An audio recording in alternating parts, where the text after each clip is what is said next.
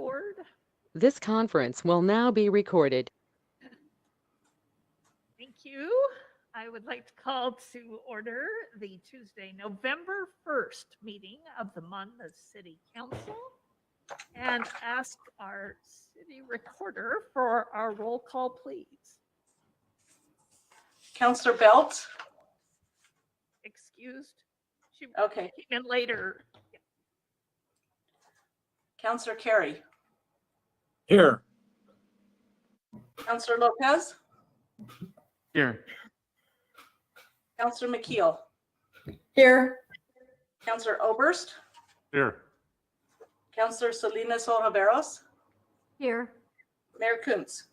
I am present, and tonight, if I can ask Councilor Lopez to lead us in Pledge of Allegiance.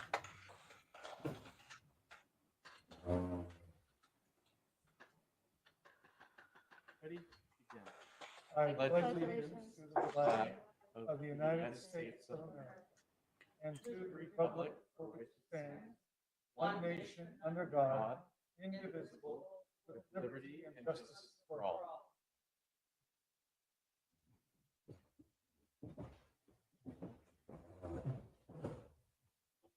Thank you. Our consent calendar, first item of business, consists of the minutes of the council meeting of October 18th. Those were in your packet. If there were any corrections or additions, now is a good time to mention that before we move forward. Don't see anything. A motion to approve would be requested. So moved. Thank you, Councilor Salinas Oliveros. A second. Second. Thank you, Councilor Oberst. All in favor of approving the consent calendar as submitted, please signify by saying aye. Aye. And Aye. none opposed. We do have time set aside in our agenda for public comments. We have some guests this evening, but they're here to report to us about their activities. Phyllis, did we have any submitted comments? I don't see anyone online. We did not have any submitted comments, Mayor. Okay, thank you. All right, then we will move right into our business agenda. And our first item is to invite these volunteers to tell us a little bit about the goings on at the Monmouth Historic Commission. And Suzanne, are you introducing, or are they just taking it on? But if you can get to a mic.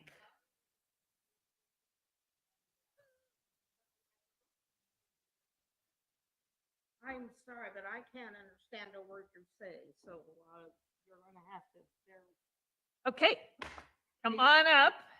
Suzanne has the PowerPoint.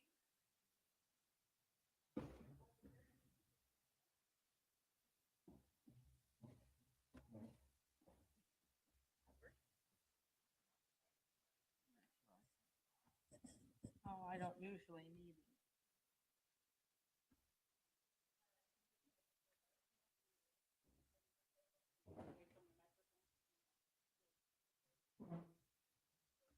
Sure. Thank you to the Historic Commission for being here tonight. We have Nita and Jim and Bob with us tonight, and thank you so much for being here. And I look forward to seeing the PowerPoint. So thank you. Online, it looks like we have Beth with us as well. Oh, is Beth here? Hi, Beth. Hi, how's it going? Good. Thanks for being here.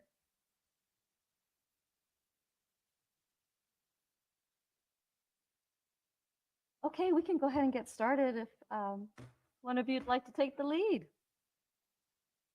Yeah, you're welcome to take your mask off when speaking, Nita, Oh, if that's thank more you, comfortable thank for you. Thank you. Sure. And just I am way too old to wear these things. if we can get the mic close so we're sure to hear you, that'd be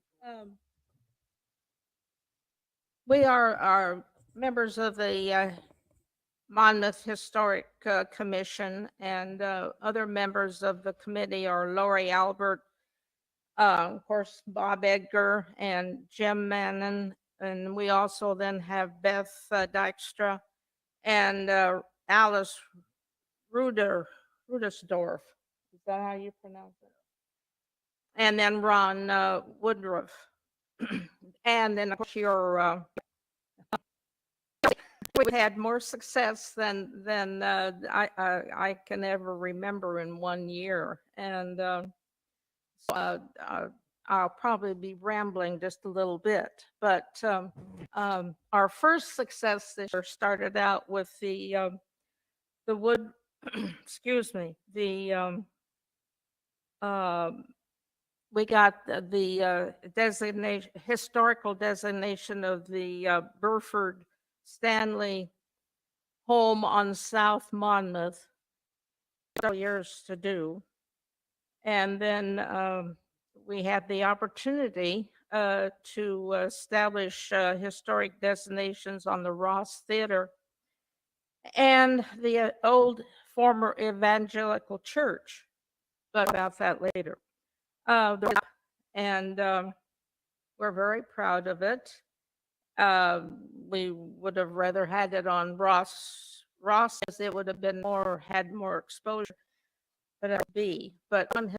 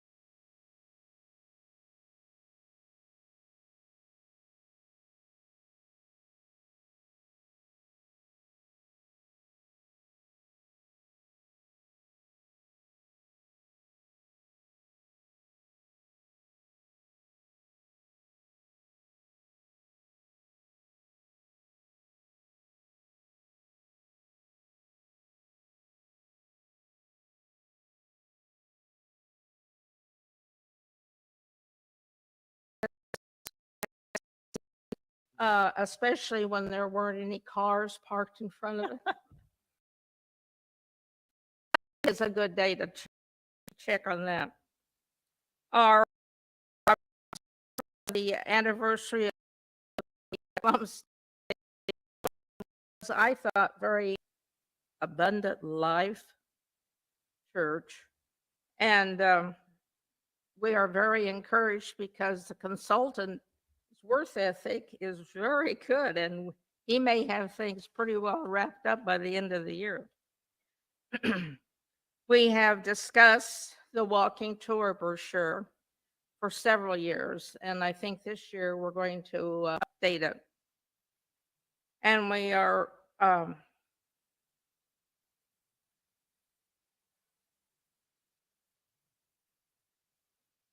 we have a real architecture on our commission. And so we're going to put him to work. And because over these years, we've been kind of struggling with the historical designations of the various buildings that we're interested in. And so we've encouraged him to develop a historic design guidance for us, and then for other counties and states or cities besides us. Do you guys have anything else to say? Well, as far as I'm concerned, and I think I can speak for the rest of us, it's been a good year. And thank you.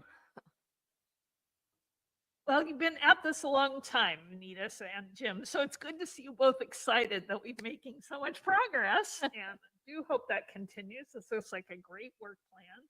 Certainly is exciting when we have folks just volunteer who have so much expertise to join the commission and get this work done. It's been some great partnerships this year. Do we have any questions or comments for the Historic Commission? I'm checking our online members to. Just keep going. Good stuff. Good job. Yeah, it's such a pleasure serving with you. I'm learning It's- so much, and it's such a great group that has energy and enthusiasm. And so I'm excited to see what this year brings. So thank you. I've been interested in learning the buildings. It's amazing what you can learn just by studying the history of a building and the surrounding then events that happen during it. Of course, I'm a genealogist, so Very much for volunteering your time, everyone, the extra work this year on those projects, and we look forward. So thank you very much. thank you.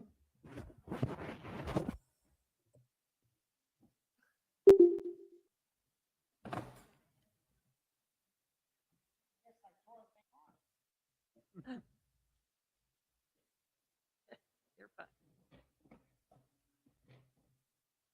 All right, our next item of business is a report from our finance director, Ms. Janet Chenard. And already, we heard about the end of 2022 fiscal year. Need to get going on this one.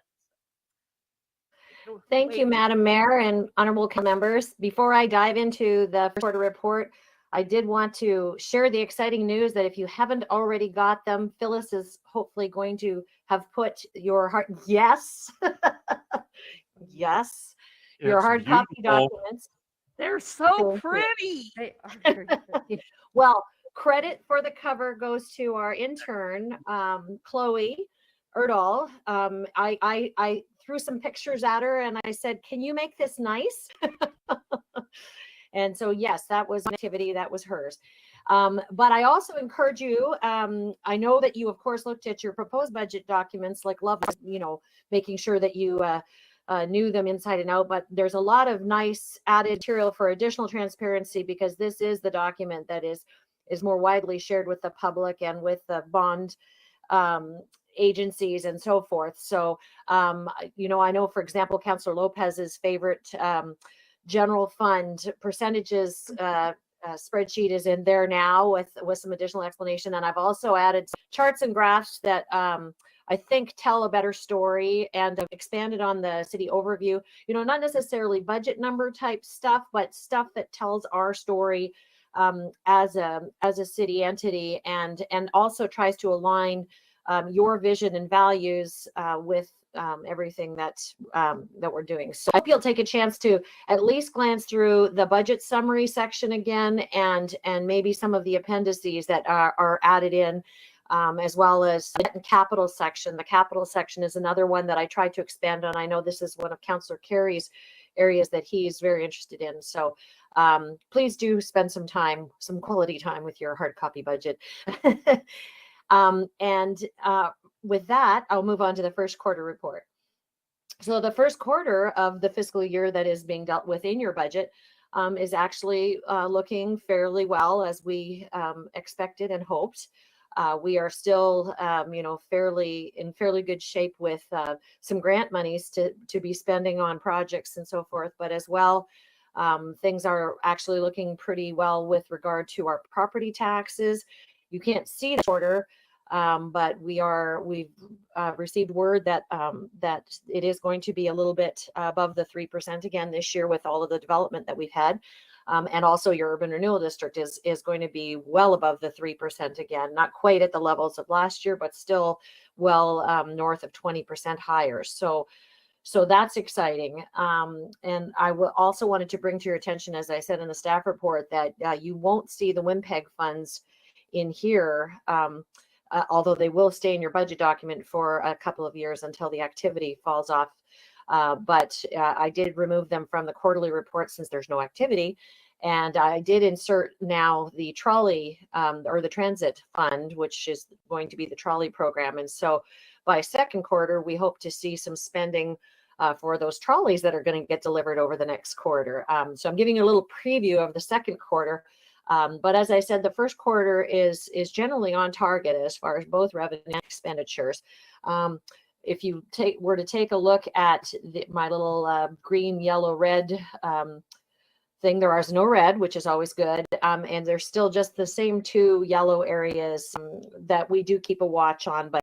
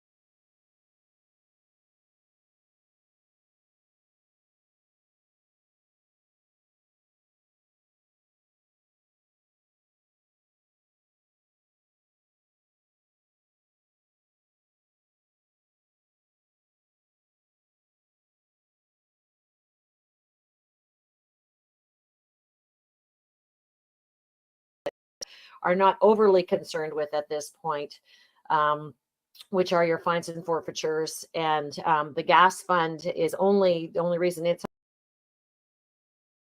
on watch level is because it's very hard these days to know what gas prices are going to do. I'm feeling pretty good about the fact that we basically, Director Cooper, who I thought was on, yes, he is. I know that I do see spending in the street fund, but he may know whether people are taking advantage of the sidewalk fund. So can you hear me? That's the first question. Make sure that it's working for me. Yes, so we did approve 2 sidewalk repair grants just this in this current month. So I'm sure those wouldn't show up in the report that you see, but will show up in that second quarter report. But Director Cooper has been doing a great job of getting spending done on getting sidewalks repaired, like and put in on Madrona with some of our surface transportation dollars.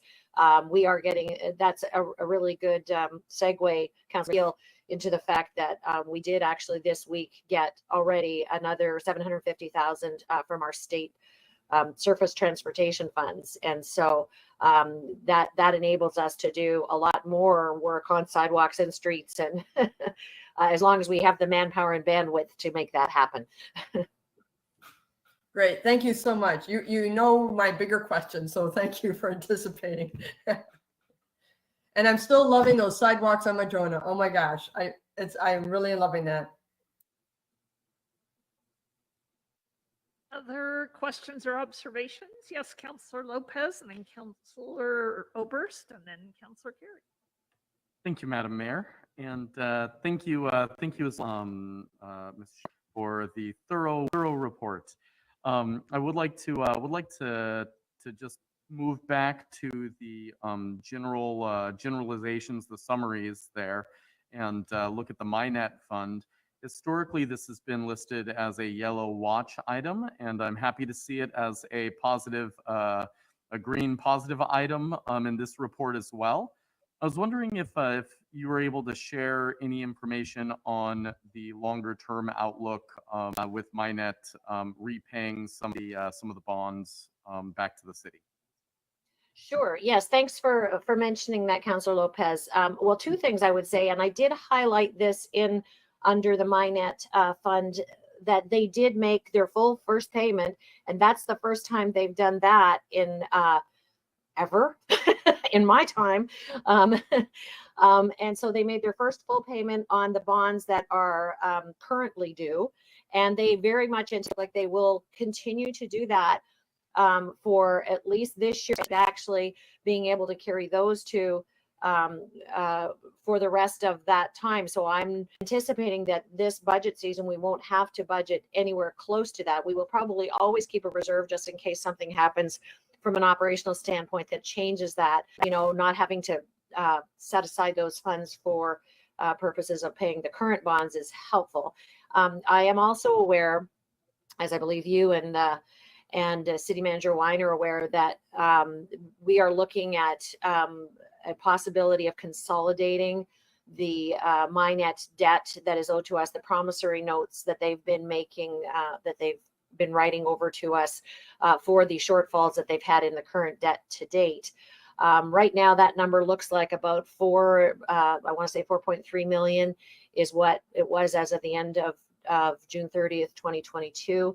That they owe us from those shortfalls, and consolidation of that would mean adding in the interest due to date at 3%. So capitalizing that interest into a principal payment that would then come due over a time frame, which they've got a proposal, I guess, on the table. It hasn't been formalized yet or signed, but they are working on negotiating that. And I think there's a board meeting, if it hasn't already happened, coming up to discuss that. But both the Independence Finance Director and myself have vetted their payment schedule, and it looks really very, I'll say exciting almost, in the sense that it looks realistic, and it looks like, they will be able to pay it off, which is also the other thing I would add to that, since I'm now in the throes of audit, is that we have a fully established allowance for doubtful accounts for those dollars.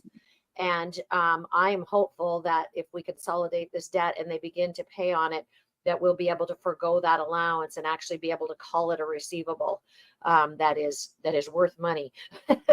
So I would say the outlook is good. It is positive, and I'm feeling very optimistic at this point. Oh, fantastic. That's always music to our ears. And I know that you were much better suited to provide an in-depth report there than I would be. So thank you very much. No worries. Councillor Oberst and Councillor Carey.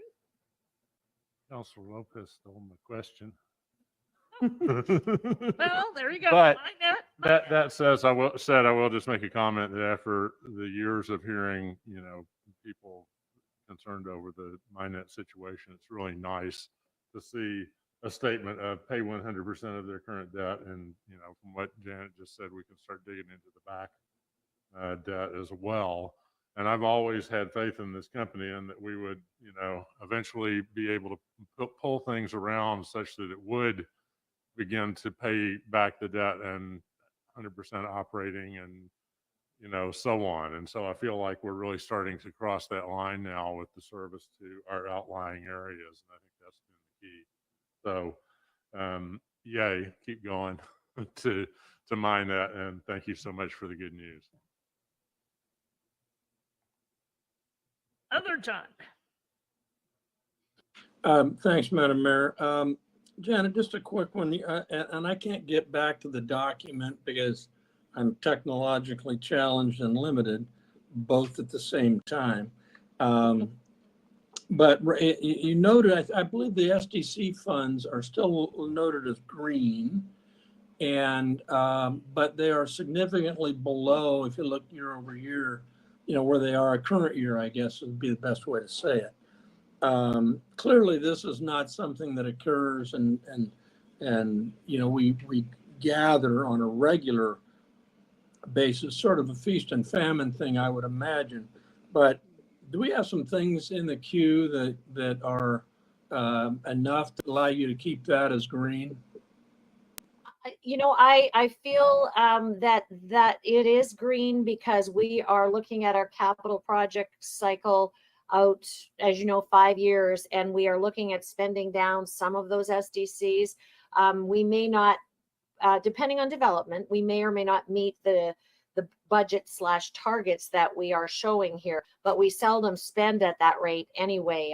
We have the best of intentions, and our eyes are bigger than our stomachs as far as the projects that we hope to complete. So at this juncture, I am not concerned. I know that development is, slowing down. There's no question.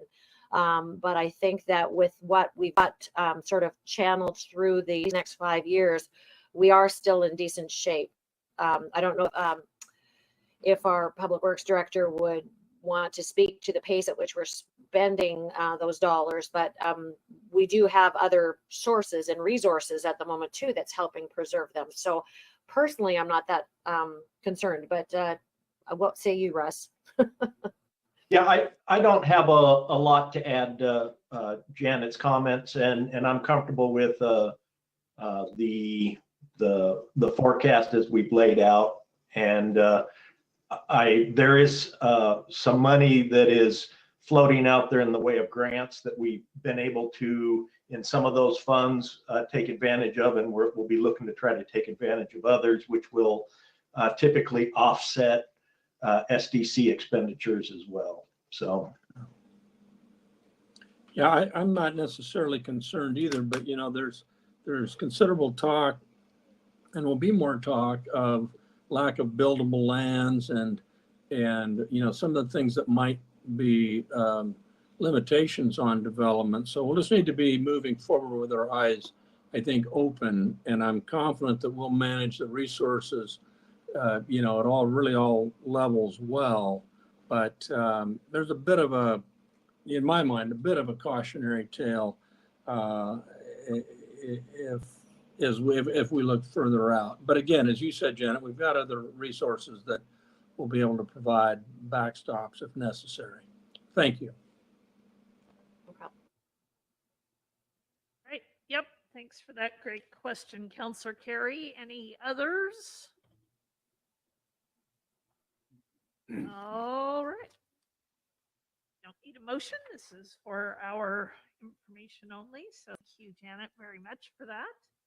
And that does move us to Janet's second item this evening, which is the amendment of an existing intergovernmental agreement, Central School District 13J. I'll let Janet describe this for you. Okay, well, that's me again. Thank you, Madam Mayor and council members. So I am very excited by this particular staff report and intergovernmental agreement. And I know it may not have excited you that much, but 5 years ago when I came to the city, I learned that we take checks from developers separate from their building permit fees, and we have them written to the school district, and we send them on to the school district. And our tracking mechanism for them was, I won't say it wasn't very robust, but it was very manual. And so this IGA needed to be updated in order to do something different.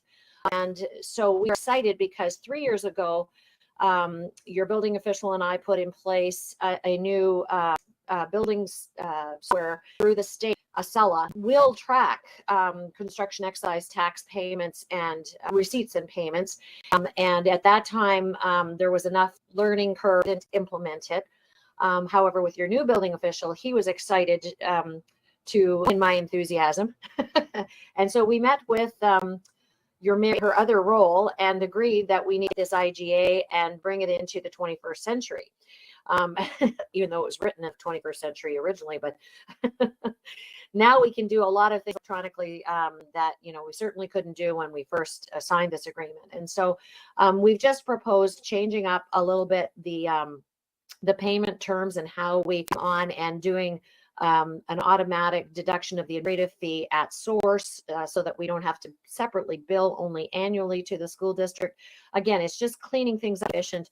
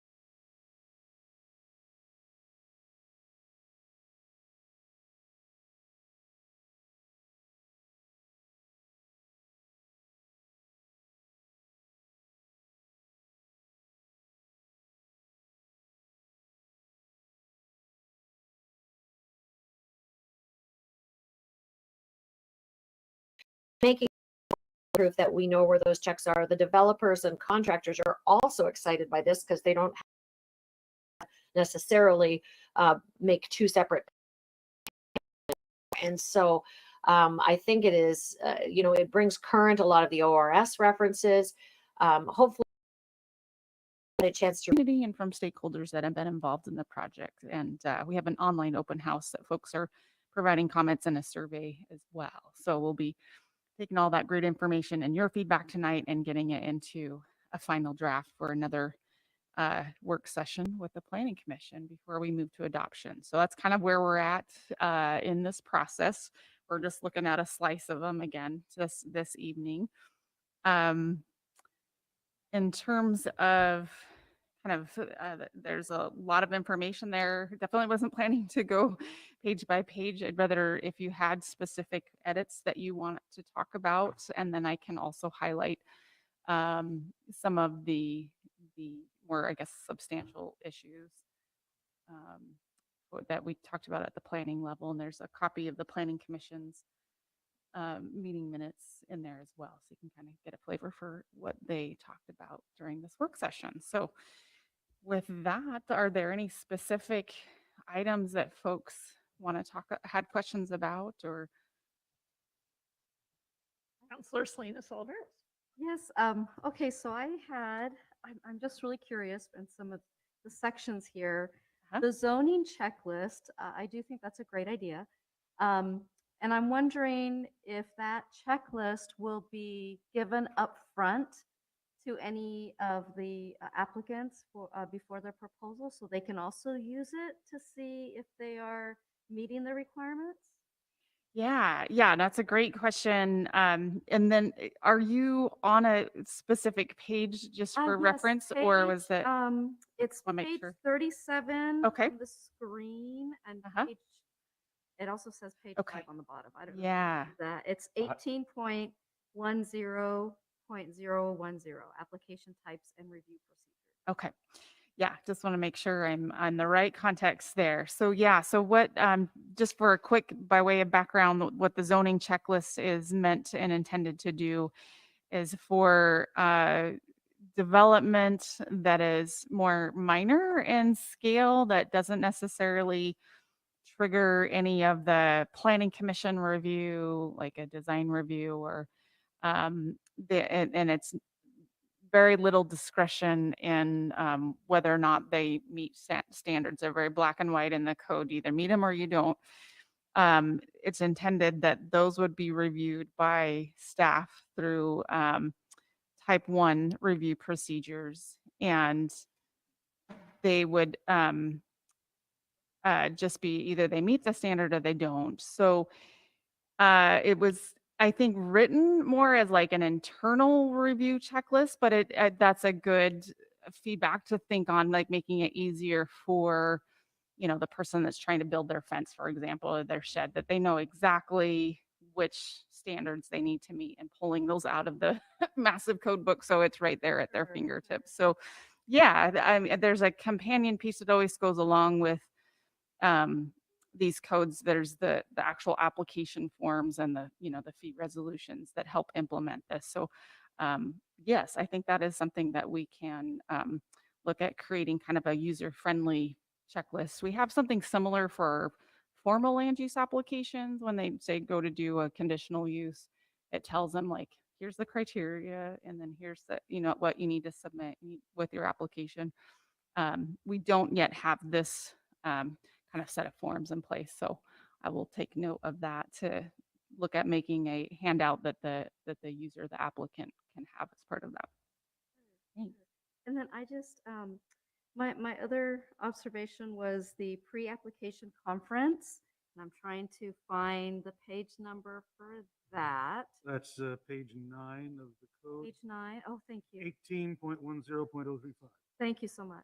So with the pre-application conference, I'm sure that when someone wants to submit a proposal or an application, that will be an option that's put up front. My curiosity is, how will somebody know that option exists, that it's available if they want it? I guess. Uh-huh. And maybe it's too technical of a question. Like, I wouldn't know to ask for that. Uh-huh. And it's probably in the processes that you have. So I'm just curious about that piece. It's a good point. It's something that I will offer or advise when I'm talking to somebody that calls into the city, but it strikes me that a lot of people are doing business. They're finding us on the web before they even call in, Okay, or if yeah, they have a that hard makes time sense. getting hold of somebody. So Yeah. while we have the form on our website, again, I think that's a good, looking at it from a user friendliness, having like a little blurb that goes along with it that says, if you need assistance, one of the ways to request that is through a pre-application form. Yeah. And one of the last things I think I have is when you're talking about the neighborhood review, requiring the neighborhood review, and that might be a topic of discussion. So I just, and I think that is 18.10.037. Uh-huh. Is Page that correct? Page 42. 10. Uh-huh. Oh, yeah. So, so for that one, and I think you're asking us for feedback when that should be used. I do think it should be more of like, I think it was the type 4, type 3, type 4, some of the higher impact applications. And because, and I would you mind reminding me about conditional uses? I see that that was in there as well. Would you mind reminding me a little bit about the conditional uses? Yeah, like what it is or what type of review it is. Just Yeah. because when I read that for the neighborhood review, anytime I think of neighborhood review, I get a tiny bit of anxiety because I'm like, okay, are we keeping people out? Like, do we have this review because we're trying to decide who moves in? Or is it like you have it here, which is really well spelled out? And I like that, it could have a real true impact to the neighborhood, whether it's traffic, parking, whatever it might be. That seems really good and really reasonable to have a neighborhood review. And then I just wanted a reminder of the conditional use, what that is, what would be considered conditional use. Yeah. Yeah. No, great questions. And yeah, these are all good. It's like I'm realizing we're expecting you to be kind of mini experts in what these applications are. It's a very technical matter, but conditional uses are uses that can be allowed in a zone if impacts can be mitigated so that it's compatible with the primary use of that. So the kind of easy example I like to give of that is a school in a residential zone, right? Like residential zone is mostly for housing and what can be considered maybe lower impact uses. And then a school can bring with it, especially the size of the school, more traffic and parking issues. And so you don't want that use to be incompatible and take away from the character of the neighborhood. So running it through this conditional use process, it comes to the planning commission, there's notice to the neighbors, we have a public hearing. We may put conditions on that application to make sure that they've mitigated the parking and the noise and where the, how things are laid out. So it's kind of like an extra review that we go through and we do a more site specific analysis to make sure that the conditions are right for that development. And then under this, these proposed code changes, they would be classified as a type 3. And there's actually kind of a little handy table on page 7 or page 39 in the whole entire council packet that summarizes each of the land use application types That was and really tells good, you, Dr. oh my Really goodness, good. some of these Yeah, tools yeah. just make it so much easier to administer this I code. think I'm like, that- oh, and putting them in alphabetical Yeah. oh. did or having all the type ones together and all the type. We, Yeah. yep, just to make it easy to find those. Yeah. So That's a good table. yeah. Yeah. So under this, those would be a type 3. And that's where you picked up on a topic that I would consider a substantive issue that we are, also seeking feedback in the public meeting from the public on is just where to set that threshold. Because right now we don't require any applications to go to the neighbors and ask for, feedback on it before they file their formal land use application with the city. So this is definitely a change from what we're doing. And the intent is to try to get some of that neighborhood involvement and feedback through the plan development process before it hits the city and it's all the way, the whole plans are like designed and stuff down the track. So definitely common to see that in things big like zone changes and subdivisions and like you're saying, things that can generate more traffic. And so we're struggling with, do you do all type 2, 3s and 4s, or just some of the type 3s and 4s, like if it's like the examples I was saying, the subdivisions over a certain size. We have conditional uses like daycare centers. And so it will add some time and potentially expense to having to process your application. So if we have a small daycare provider that's a non, it's going to end. They're trying to get more expanded space was one of the examples we talked about quickly, where there's a shortage of that. We'll, just trying to be aware and strike that balance of the burdens to the applicant and applications and the development review process and timeline and costs, and then also, like you're saying, more involvement with the neighborhood. So yeah, so any feedback that the council has on that issue and where to strike, where that should be, whether or not we should have them, one, and if we should have them, what should we have them for? Design review was another one that we questioned. Should like each one of the S-curve, new development have to go through that, or was it just one for the master plan and then each individual building wouldn't necessarily have to go through a separate neighborhood meeting each time they want to file a design review? It's a certain size threshold of a building. So that it's definitely a policy choice area on where you set that. No, thank you. I appreciate that. That's really great information and really good things to think about. Yeah. And how much time, how much money, how for the Right. applicant. How development friendly or how business many friendly times community is pres or Yeah, but I like the idea of the master plan and having that feedback for that. That's in the type 3 or type 4. And then once it's completed, I think of, there's so many processes, but yeah, no, that's good. Thank you. I appreciate that information. Yeah, I think that's great. I mean, we would find out if it's developer friendly after we did one. Yeah, That's yeah. when you'll know whether or not. Yeah. They don't. It turns out to be a free for all. I think we're so brave and innovative to try to do something like this and really try to have that feedback from community and neighborhoods and try and balance that out, like what we have, what can happen. So Well, it's all the framing. yeah, right? It's all the framing of why are we here? What are we doing? This is why we're, and meet your developer and get to know these people investing in growing our community. And we want to get concerns out now rather than at the end of the process. So I think it's worth a shot for sure, but not on every little thing. Councilor Lopez, was that it? Sorry. No, thank you. Thank you. Great Appreciate it. observation. Thank you, Madam Mayor. I had a couple follow-up questions to the Councilor Salinas Oliveros's line there, and then I had a couple new questions of my own.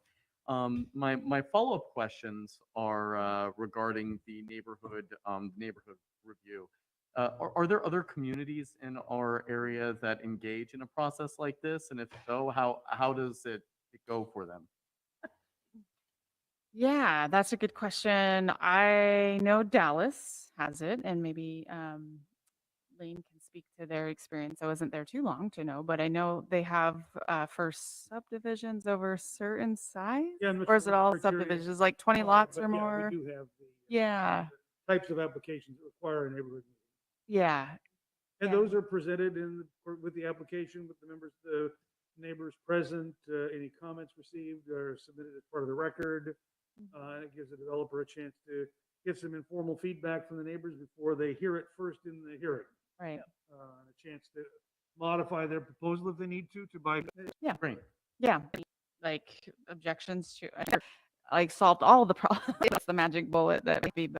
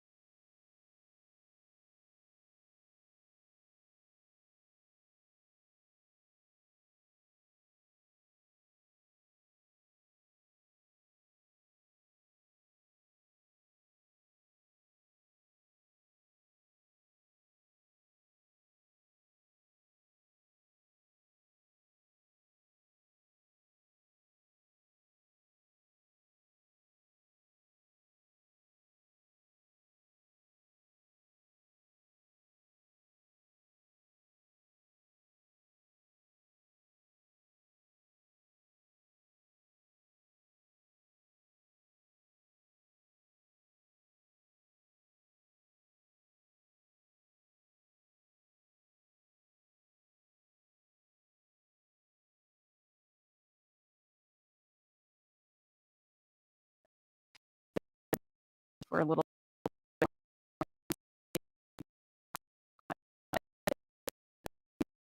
It's like, it's just Right. them, they set it up at a location that's Yeah, accessible and. don't come to an agreement. Yeah, or Get understand. procedures. Are these appropriate applications to be reviewing under the new statified home occupations, minor partitions, and historic alterations as potential type 2 reviews?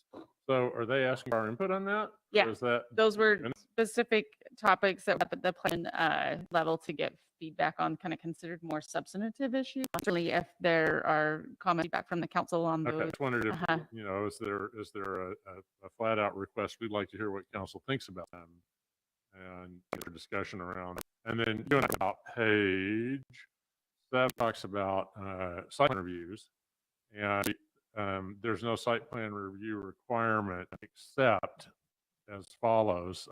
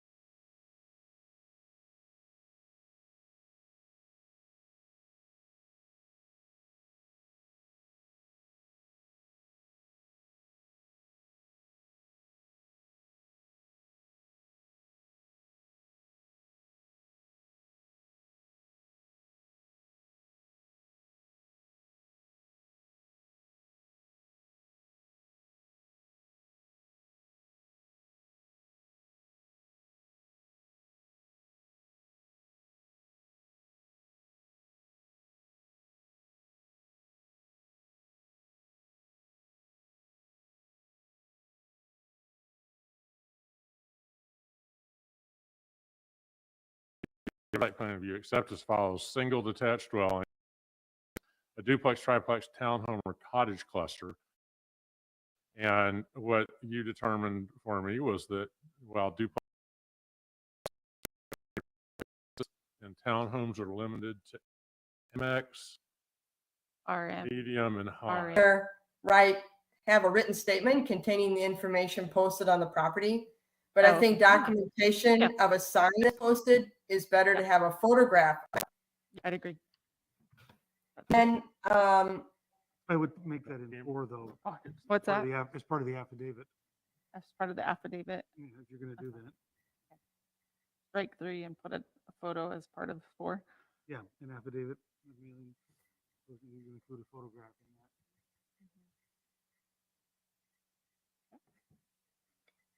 so the other one that I have is with,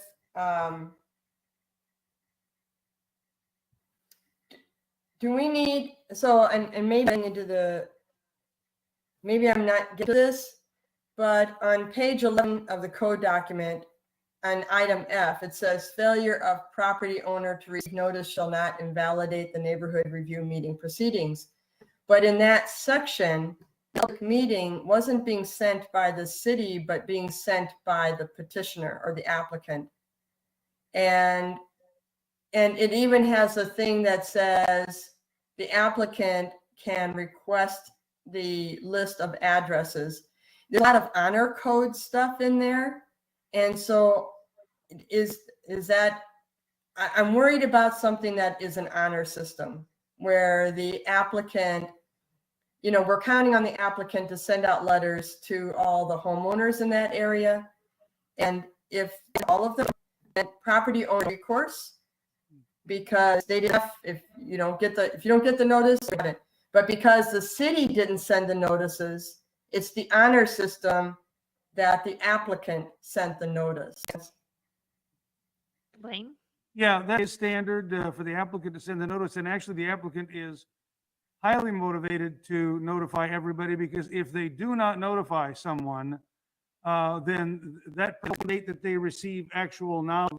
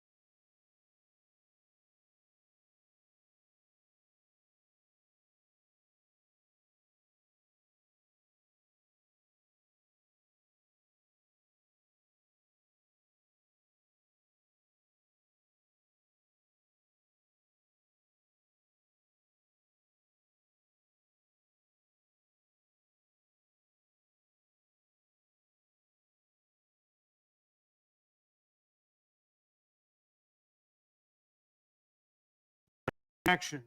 And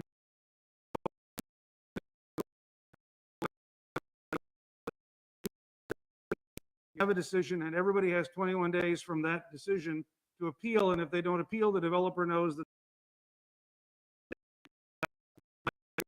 if they haven't notified somebody, they're not sure that that Yeah, you're Yeah, on your No. street.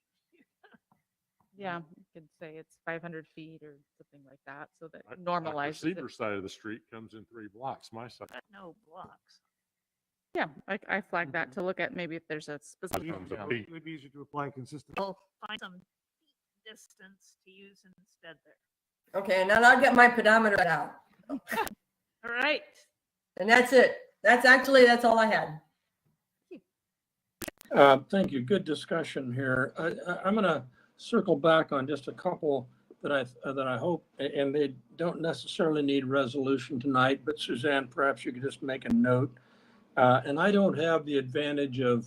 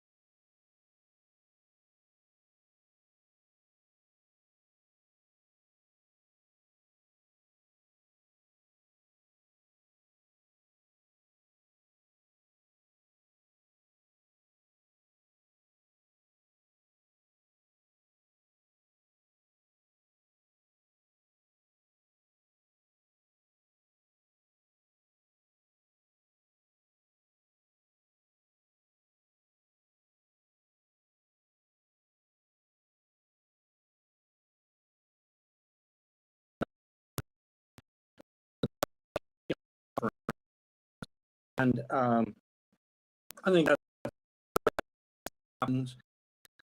The things that, there's a waiver of that. Should that be, well, there's a process, but maybe, yeah, wanting to be clear that there are certain things that are prohibited, in some of those zones. So we had a whole nother meeting just to go back and look at those and clarify some of that languages. Or there was just silly stuff like marine yards that we have no marinas in. That I know of. I mean, maybe 50 years from now, they'll figure out Spaceport. the big one will shake that up, right? So some that just weren't relevant examples. We'll let Railroad's rocket probably ship not coming launching back. facilities and Yeah, ship launching. Great. That was cut and paste from somebody else. No, Right. Elon may come to town yet. Oh, gosh. Along that's the along level. I-5 near Boardman, for the longest time, there was a zone in Morrow County zoned space age industrial. Whoa! Because they envisioned that as the place that NASA was going to come and develop. So there is a zone that they turned it into a motorsports raceway, but for 35 years, space age industrial. That's cool. That's You what want we'll put in that. archives. Talk about specific. Yeah. Might be. Wow. Little too overly I try to be silly and you tell me it's Yeah. already been done. All right. Okay. Great. Good. Excellent work. Thank you. And No, th- thank you. Thank Really you good feedback. for and the thank you good night's for- sleep. Oh, yeah. Yeah, And this is insomnia, great. just And, go and read that know, tonight. Kudos to the planning committee as well. Yeah. Good work. Yep. Thank you. There's more to come on that for sure. So- promise Yeah, her at the every back. little bit helps us keep moving along in it. Right. So it's great. Yep. Very good. That's great. We have left our standing reports, council comments, and then we do have an executive session this evening regarding real property transactions. So do we want to take a 5-minute break at this point and come back? 5 minutes? Okay, I have 8:22, so 8:27. Let's try to reconvene. Rightio. We're so efficient. So exciting. Not election night. Oh. my That is goodness, supposed to deal right? With that. Oh. Oh, wait, yeah, so is Dallas Next Planning week. Commission, unfortunately. Oh, sorry. I know it. Yeah, this Jared, I don't even this is the want first time. I'm not even gonna. At least we know longer. I know. I am so happy about that. Oh, wow. Oh my God. How is it? Is it helping? Oh my God. Nice.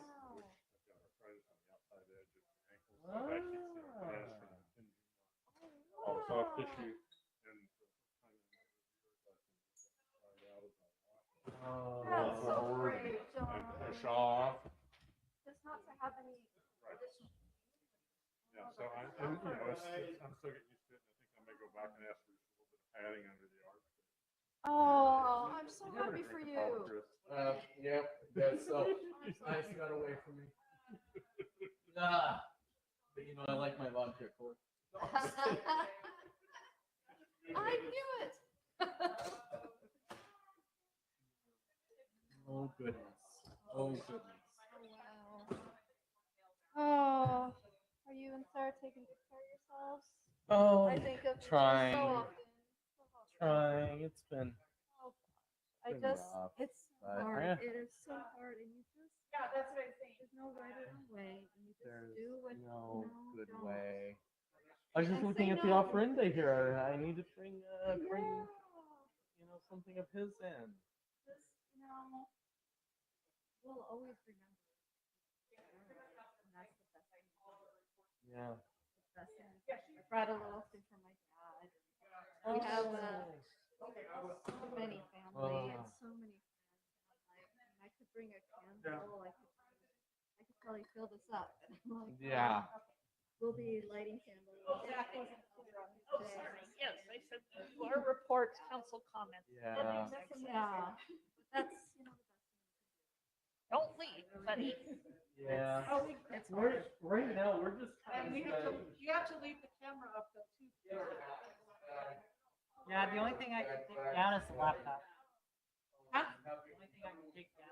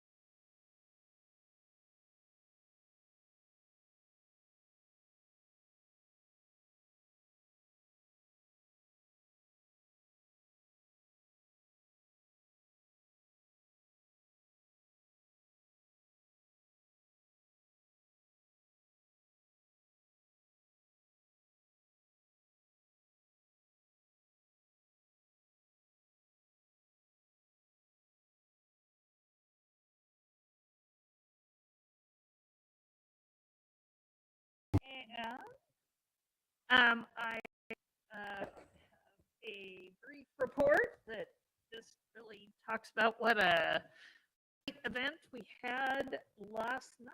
Actually, the Monmouth Business Association with their full back in swing Halloween spectacular event was a great deal of fun. Many businesses on Main Street handing out candy. Warren Street was closed off, so we had businesses that don't have a Main Street location were also able to come in and have a little pop-up tent, give out candy and decorations and costumes. And I think we estimated at least 300 folks, families coming through, and games and activities. So lots of fun. And there were some fun things going on here at the Senior Center as well. So great. Another great event on the Business Association. It's just really stepped up to become so active in promoting our community, and we really business people who have other important things to do. Also, just interesting, our monthly Polk County um, the county commissioners, mayors, city managers, we also have partners there. And I just got again, our regional representative, Arthur. So many amazing programs that the state is offering to help businesses, help us, help attract, retain, and grow businesses. And I mentioned a lot of new loan programs, new grant programs, things that are really working to get out the door to help grow businesses. So good information there that, and Marty and I have lots of ideas that we need to come up with to tap into that money.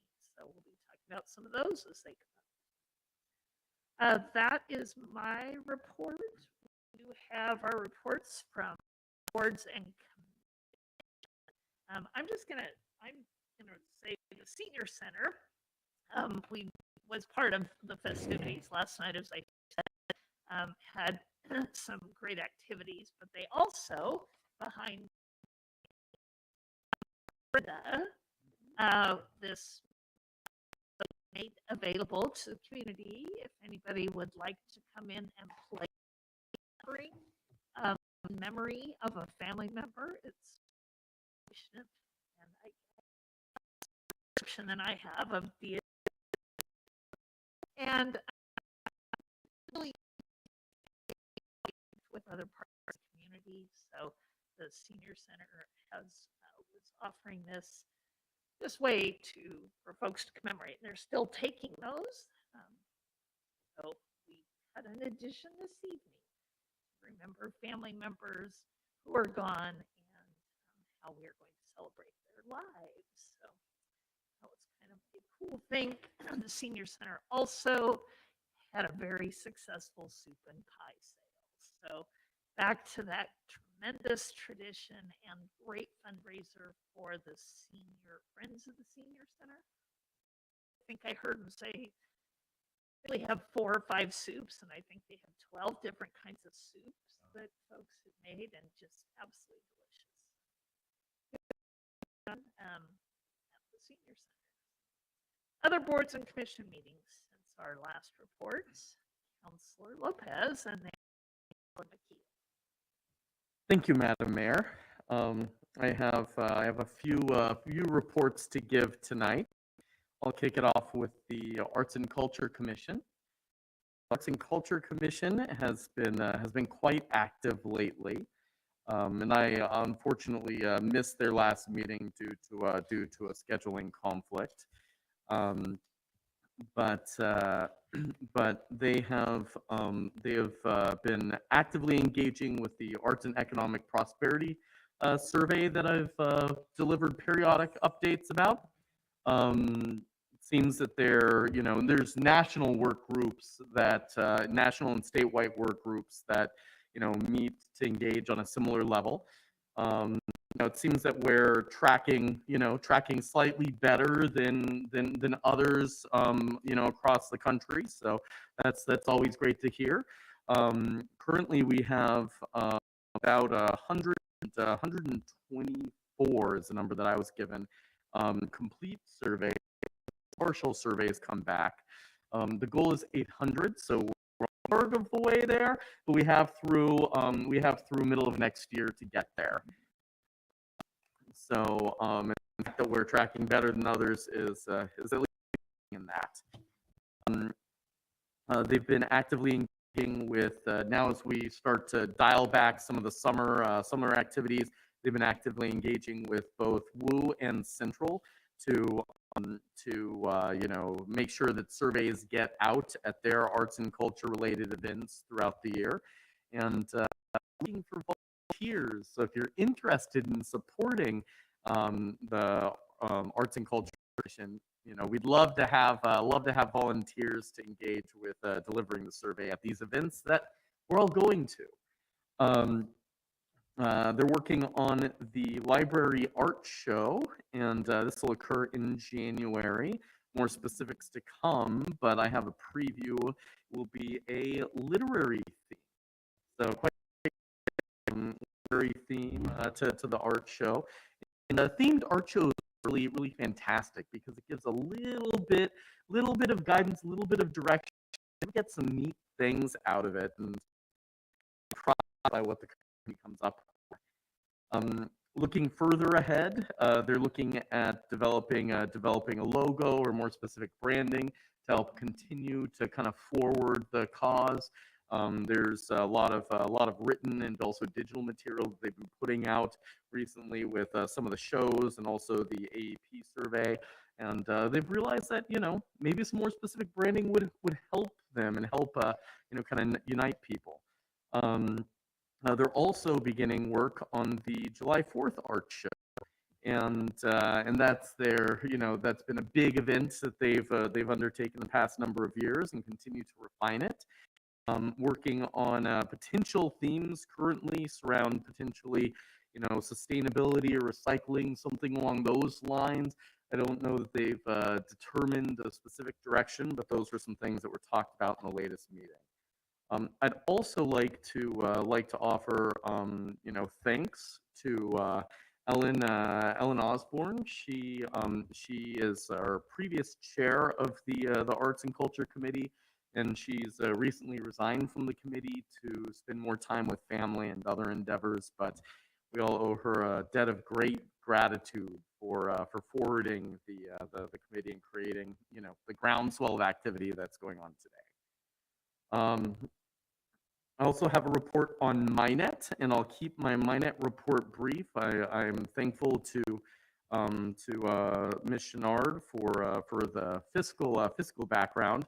One addition there on a fiscal note is that MyNet continues to track slightly better than budget, and this has been a kind of a continuing thread throughout throughout this fiscal year. So worth calling out. They're kind of behind the scenes right now working on phone system upgrades.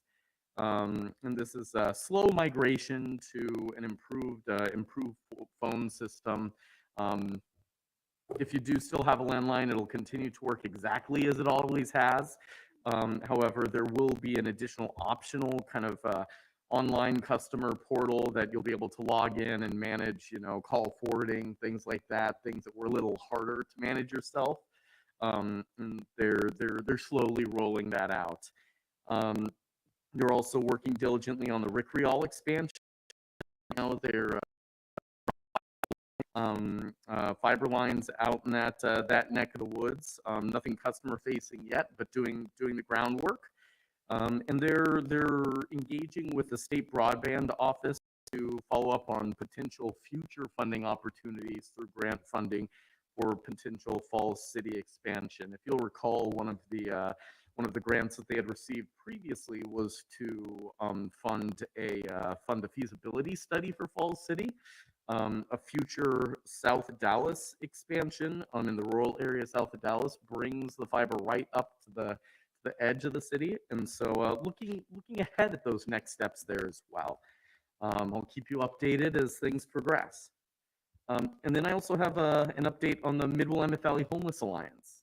The Homeless Alliance, as I'm sure you'll recall, has early this year received $3.7 million from HUD through the YHDP program, Youth Homelessness Demonstration Project. Some term, leave it up to HUD to create, those very vague terms, but it is what it is. Now they've just began to enter the implementation phase. So the funds have been received, distributed to the final service providers. There are 4 grant programs that were granted, and 2 of those specifically impact Polk County. 2 of them are for Polk County, which is fantastic. One is to create, out of the 2 that impact specifically Polk County, one is to create a supportive services office, kind of like a resource room, but specific to specific to, you know, those that are on the verge of homelessness, and specific also to youth services. Another is to fund a kind of a Taylor's House 2.0 type concept. It's a very small youth shelter that's a transitional shelter, so not permanent housing, but just to get youth that are, you know, that are suffering homelessness or need a safe space to be, to get them that safe space to be, while we try to find a permanent space for them. So look for more information there as it comes. You know, the implementation phase is exciting. We get to start seeing some of these ideas and some of these grants really, you know, start to materialize into reality. The other thing that the Homeless Alliance is working on right now, which is, you'll hear more about this in the near future, is the PIT count. PIT stands for Point in Time. And this is a national count of individuals that are experiencing homelessness. It occurs in January each year. And the concept is that you, as a nation, we look at, you know, everyone, a snapshot in time, everyone that is experiencing homelessness. And this is used for demographics, it's used for funding, it's used for all levels of reporting, grant writing in the future. Generally, this count nationwide experiences somewhere between 50% and an 80% undercount. And that's tragic. So we're really working hard to ramp up the efforts surrounding this here in our community. This is integral to, you know, future work and making sure that we're providing, you know, rights services and taking care of people where and how we need to. So I will be reporting back as the work group continues, you know, defining roles with the PIT count. I'll be reporting back and encouraging all of you to, you know, volunteer a little bit of your time and engage in that count and support our community there. So thank you very much. That concludes my reports. Thank you. Other boards and commissions? Councilor Oberst. and then Just Councilor quickly, last time I mentioned that Parks was hoping to have a groundbreaking for the skate park soon, early November. Turns out our contractor is, I don't know what they're thinking, working on a skate park in Israel of all places, rather than here. So groundbreaking just a little while, so they're able to line up and start to work on our project. So I'll keep you posted. Wow, wow. Okay, Councilor McKeel. I really wanted to go before Councilor Lopez because his is always such a long, elaborate, wonderful. And I'm going to do the tree board, and it's like we don't have the people on the tree board, and so it makes it difficult to do things. But we plug on as only people with trees and sticks can do. But we are, wait a second, actually I have to look at my OneNote. So we actually had a problem in Madrona Park, and that we plant trees and they keep dying. So before we do more planting in Madrona Park, we're going to get the soil tested to find out what's going on there. We planted a lot of willows last winter when it was lots of rain, and they didn't make it. So we don't know what's going on there, but yeah, we need to figure that out. We're actually trying to figure out our next project, which would be to help homeowners have trees. So that we've been kind of working on that for the last year, and the board members are like, okay, we got to get this done. So I think there's some motivation there. And we did successfully recruit a new member, and then we lost one. So it's like, yeah, I know. So we're like, oh, we're right there. But okay, I'm just going to sign off. Councilor Carey. Madam Mayor, members of the council, I'm going to report on the Planning Commission meeting of October 19.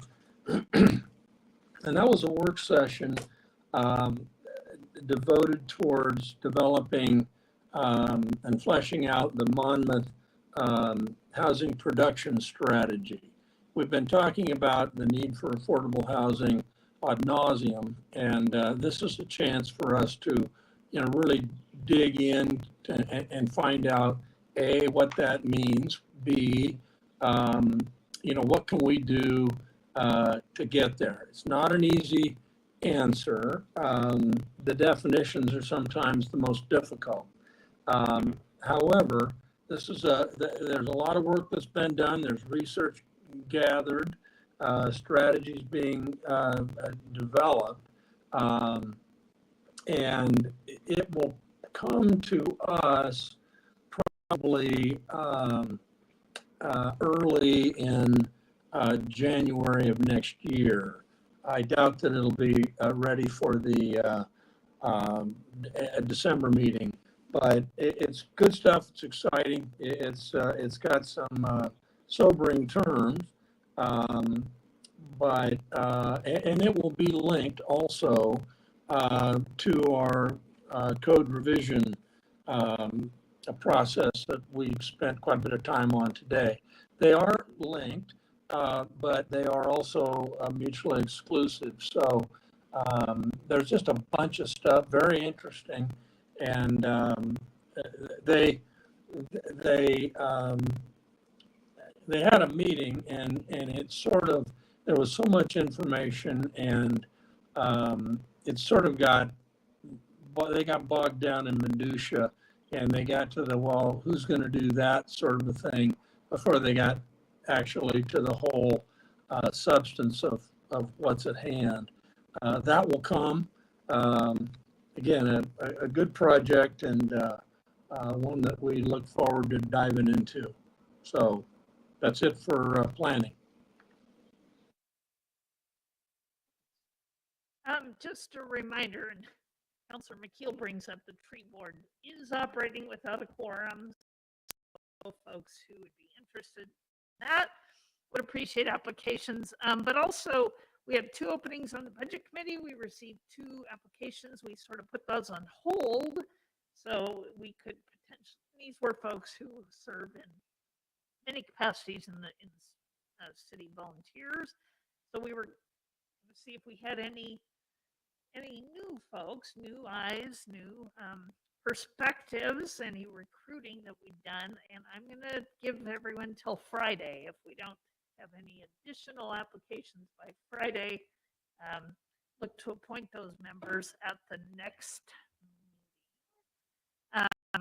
So think about that as well. Oh, we have 3 openings on the budget committee, pardon me. So we actually need. We need one more than we've got for more sure. than we have. Right.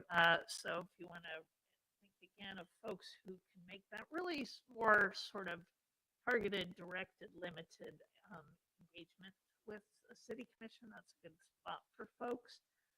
So that and other openings. And with that, turn it over to Ms. Marty Wine.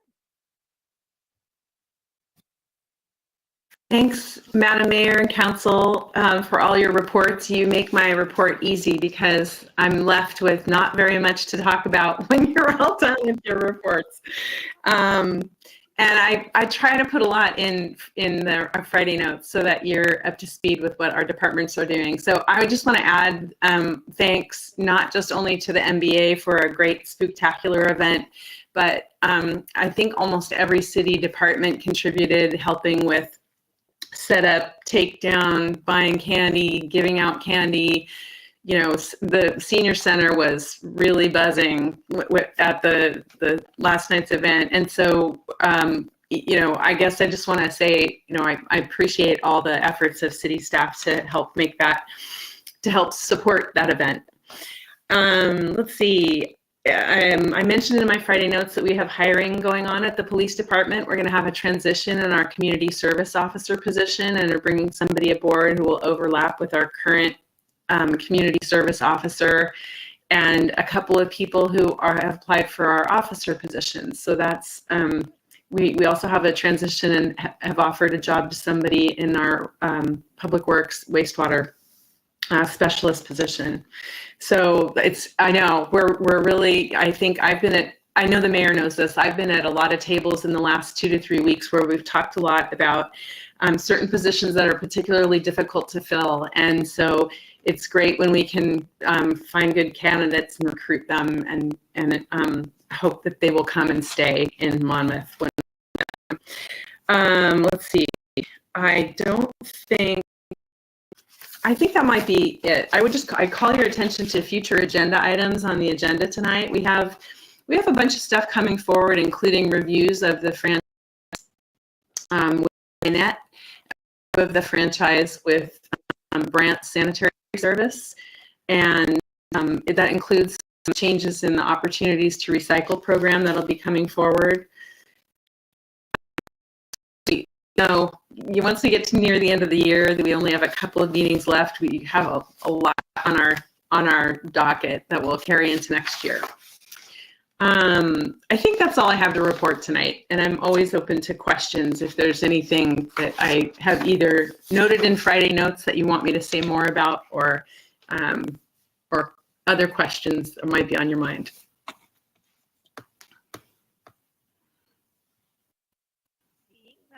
Thank you. So this is an opportunity for council comments or announcements. Anyone have anything for that? Councilor Lopez. Yes, thank you, Madam Mayor. The only comment that I'll offer tonight is a reminder to please return your ballots. Please vote. No matter who you vote for or what you vote for, it is vital that we all exercise our right to vote. And please make sure to get those in a timely fashion.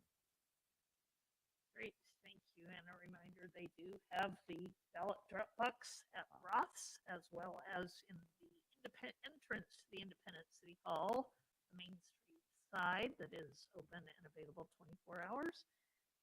Locally, as well as your ability to drive on over to Polk County, where they have secure lockbox outside the county courthouse.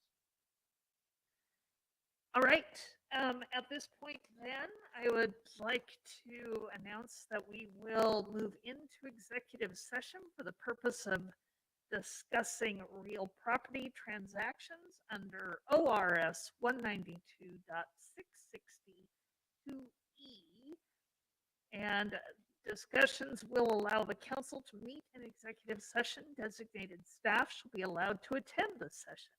All other members of the audience will be asked to leave the room. We have none. We do have someone online. I believe no decision may be made in executive session. At the end of executive session, we will return to open session and welcome the audience back into the room. However, it is not anticipated that action will be taken this evening after returning.